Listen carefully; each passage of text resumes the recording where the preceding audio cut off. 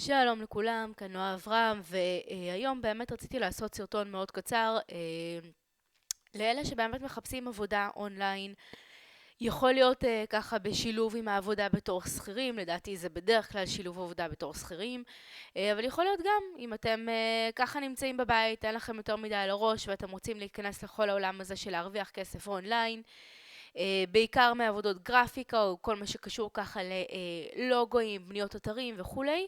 אני רוצה להמליץ לכם על איזשהו אתר. אני אישית לא מקבלת כרגע שום כסף מהאתר כדי להמליץ, זה אתר שאני פשוט מכירה כי הוא קיבל המלצות מאוד מאוד חיוביות, ולאתר הזה קוראים Xplace, רשום לכם פה Xplace, זה מביא אתכם לפה. זה ככה מי שהקים את האתר הוא ישראלי, ואנחנו ניכנס פנימה, והיופי הוא אם אתם ככה מחפשים עבודה, אם יש לכם איזושהי יכולת לבנות אתרי וורדפרס, לעשות לוגויים, לבצע כל מיני עבודות גרפיקה, האתר הזה הוא מצוין מצוין מצוין בשבילכם כדי למצוא פרויקטים.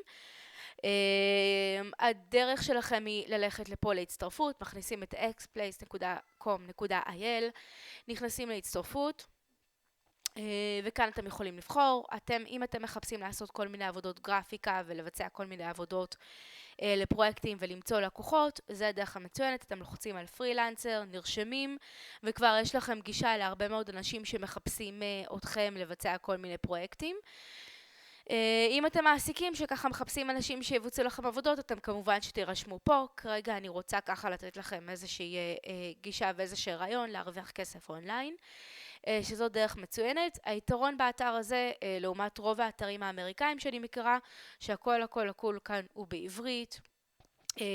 שירות הלקוחות נותנים שירות בעברית, הכל רשום ככה בשפה העברית, והלקוחות לרוב הם כאן מישראל, אז זה הופך את האינטראקציה ואת התקשורת הרבה פחות מורכבת, הרבה יותר קלה, הרבה יותר ידידותית, ואפשר לבצע ככה פרויקטים במעט מאוד זמן ולהרוויח מאוד מאוד יפה, ולא צריך לצאת מהבית, את הכל אפשר לעשות דרך המחשב.